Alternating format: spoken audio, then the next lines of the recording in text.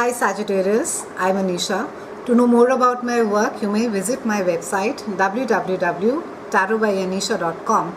For those of you who are seeking deeper clarity in your personal lives or in your careers, for a personal reading, you may write to me at tarotbyanisha@gmail.com. Please do remember to subscribe, like and share my videos. I will greatly appreciate it. Sagittarians, we begin the month with Mars that is still retrograde in a part of your chart that speaks about behind the scenes activities. It's a house of spirituality, it's a house of emotional retreat. And Mars is asking you to just simply slow down, reevaluate, rethink, and not to act.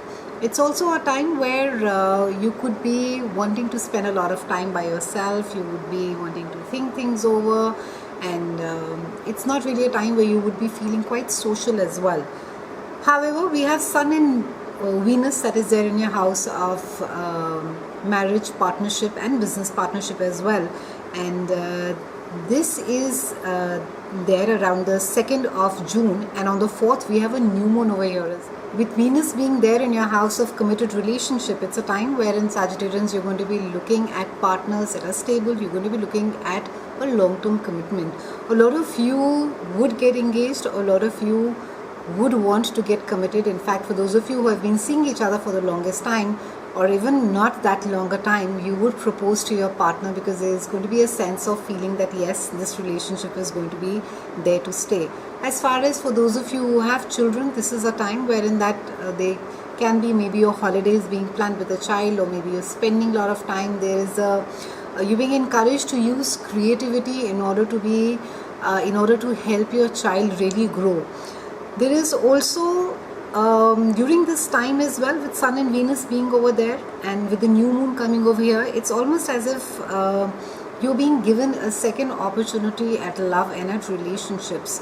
And if things have not been too well in relationships, in committed relationships especially, compromise is something which you're being urged to look at, Sagittarians, because it's a time wherein that there could have been certain misunderstandings in this close relationship, and you could have been sort of been staying away and saying, okay, I don't want to deal with this.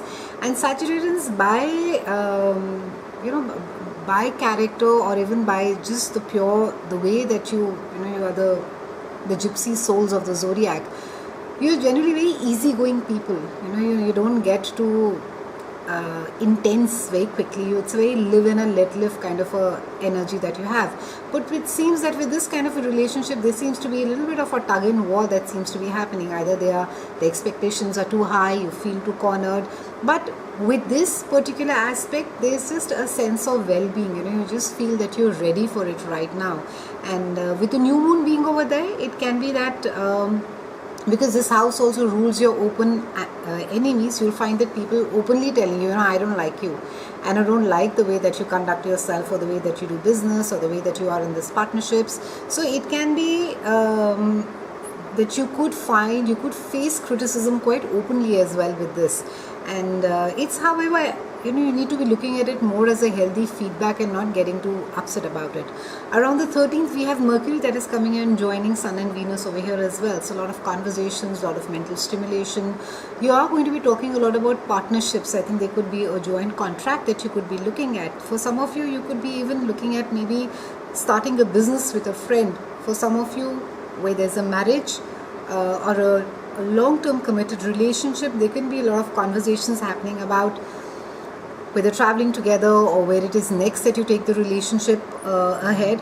Around the 18th, we have Venus that is entering your house of shared resources and intimacy and sex, and it is followed by Sun on the 21st. And over here now, with the Sun energy in this particular house, it's all about transformation. It's really asking you to, if you're not really satisfied the way the things are, then you need to be changing them. If you want something more better, if you feel very strongly that I'm not happy with really what's happening in my life, so this is with Sun coming over there, it's almost like not just an opportunity, but it's a space and time where you will be able to transform yourself should you just make that effort. And try not to sort of get into that really reflective mode where you're sitting and you're brooding about emotional past hurts and scars and saying that, oh, I don't know how I can, get into this again and all. So try and stay away from that. Around the 20th, we have a full moon that is there in your own sign, and that is also where Saturn is for the last year and a half, and it carries on being there till about end of 2017. Now, a full moon or a lunar eclipse, when it happens in a house of self, it can really force you to evaluate yourself and priorities and figure out what needs to stay and what needs to be gotten rid of. So you may find that you need to focus on yourself, on how you can harmoniously blend your needs with the needs of others.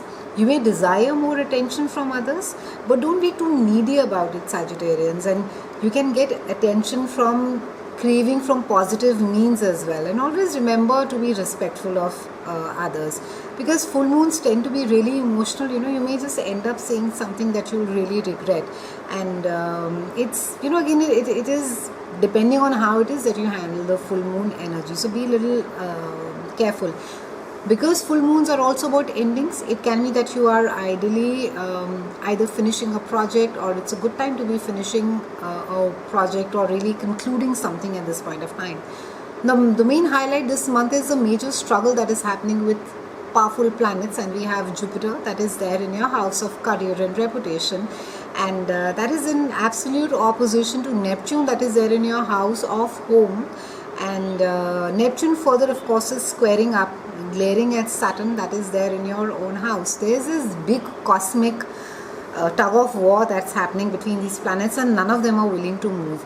And this it not just can, it will be causing some amount of friction in these houses, because however, with Jupiter being your ruler, and that is there in your house of career, and it's your reputation, it's your status in life, and how it is that you want people to perceive you, it looks all very good. But try not to have sort of an exalted ego and say that, oh my God, now like I'm God's gift to mankind and I'm so fantastic and I'm so phenomenal, I'm being able to achieve. So try and not get on that ride, Sagittarians, this month. And because it is in opposition to Neptune, and Neptune is, it's very hazy. It's when you look at things in the moonlight, they look very beautiful and very sort of surreal. But when you look at the same thing in the morning, it's like, oh my God, what is this? So with that, Neptune is saying, it could make you sort of delude yourself into believing that, oh, things are really rosy and fine, when in reality they may not be. So try and sort of look at things with a healthy dose of reality. And of course, Neptune further is glaring angrily at Saturn that is there in your own house, and own house of self. So Saturn over here is saying, that you still need to do some work on yourself, and Saturn loves effort. There's one thing beautiful about Saturn is all the hard work never goes unrewarded, and the more you work, the more rewards you get. So Saturn over there is saying that, listen buddy, all this is good, your exalted ego, your great career, accolades, and then you have this sense of, oh, it's me who's really doing it. But in order to be getting there, there is a lot of self-work that needs to get done. So do that before you get on to that, big ride of I, me and myself. Nothing wrong in that though. It's been a pleasure speaking with you, Sagittarians. A quick reminder for those of you who are seeking deeper clarity in your personal charts, you may write to me for a personal consultation at tarotbyanisha@gmail.com. Please remember to subscribe, like and share my videos. I really appreciate it. I'll see you again next month, and thank you so much for watching.